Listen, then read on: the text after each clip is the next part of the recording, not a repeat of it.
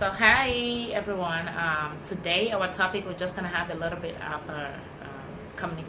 communication onto if there are men out there who would rather prefer to wait after their marriage to be able to have sex with their wife, because it looks like some women, mostly some Christian women, they believe and they're hoping not to really, they don't want to have sex until after marriage. So then is there some men who are out there who might be thinking that way too.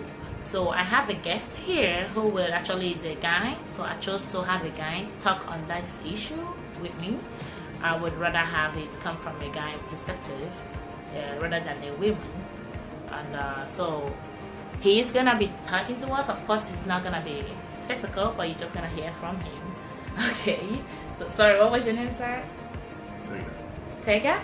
Yeah. Okay, Mr. Tega. So what do you think about, women did say a lot of that, and I'm concerned about that because I've been asked so many times what I think about this topic, and I don't want to answer the question myself because I'm a woman and I'm a Christian, and I don't want to think just in one side of, life or area. So I want it to be like broader, so what do you think about that? There are men out there who have that thought on their head. Maybe they want to marry a woman and they don't want to sleep with her until after their marriage or something like that. What do you think about that? Well, good evening, everybody. It's nice talking about this topic. It's a very complex topic, and I'll start by saying, from my own point of we'll look at it from my own point of view, okay, and what is obtainable right now in the world. There are two different schools of thought. Those who believe that it is not right for a man and a woman to have any intercourse before marriage, that's premarital sex or whatever they call it. Yeah. So, and most of those that believe in that school of thought are those that come from the perspective of religion, morality, ethics, or like a family value or cultural value. And there are those on the other school of thought that think and believe that you have to test a product before you buy it, so that you know if the product is good or not. It's good or not. So when we come from that point of view of the first school of thought, it is more or less religious or cultural value. Religion and culture, they are the same. Because the Bible says, and most of the holy books condemn premarital sex. That's right. That is the word of ought. That's what ought to be. But what we see presently in our world, in all parts of the world, is a different ballgame. That's right. Yeah, it's a different ballgame, and that is what is obtainable. Because most things, most commercials, most adverts, if you go out today, 80% of whatever you see has a connotation or a little bit of message about sex. You cannot see, let me give you an instance. You see like an advert about beer with a woman holding the bottle of beer with a short skirt. There is no connection between that and whatever she's selling. They sell sex in most of the adverts.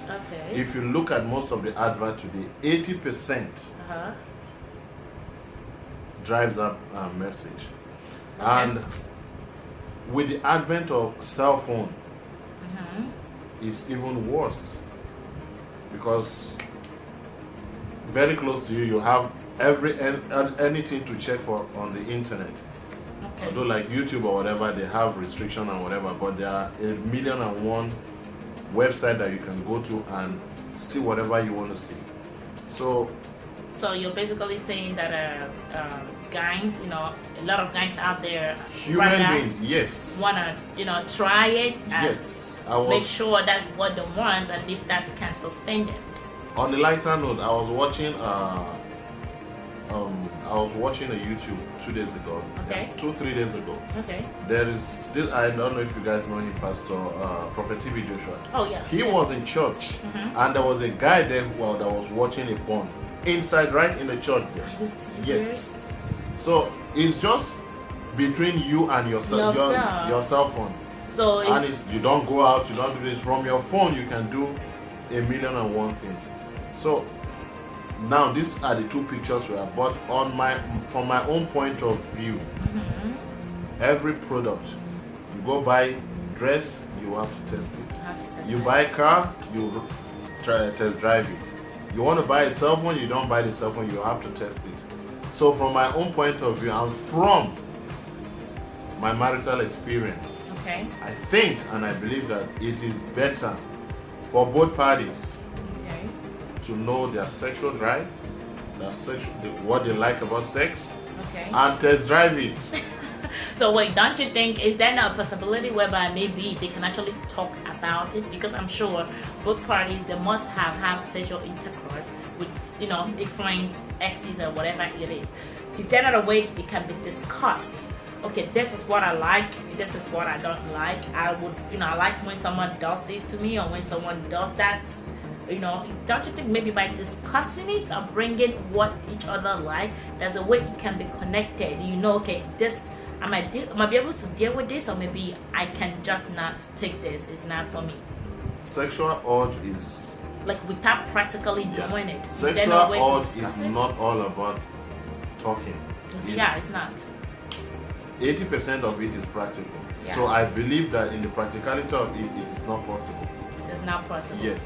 We might have 1 or 2% or 3% of people who believe in premarital sex is not what one's supposed to go into. But I think that 90% of our problems in marriages, in relationship, boils down to sex. So if we avoid those, keeps the fire burning. If we avoid those aspects of our life, and now say, okay, hey, let's do it that way, and later on we go into it, I feel that might be a problem. Yeah, because I think sometimes people actually say they don't want it, but in the middle of the relationship, they happen to end up doing it. So, like the girl I know, one of the interviews I had or whatever, the girl had asked me that guys these days, they will say, they all like, okay, if I can't have sex with you, then why am I in a relationship with you? So in other words, is sex like that? Is he supposed to be like the main thing? Why are they concerned about it? Like, why is it really? It doesn't have to be the point of being in a relationship. I think sex is the core, C-O-R-E, of every relationship.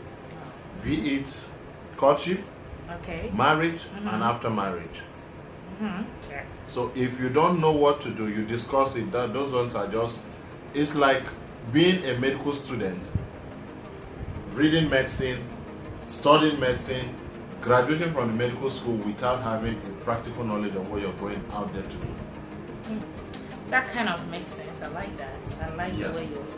If you go in there, hey, let me just do it, the practical. We read it, you can get it. But that practical knowledge, because the moment you graduate, which is your wedding or whatever, you go into the practical.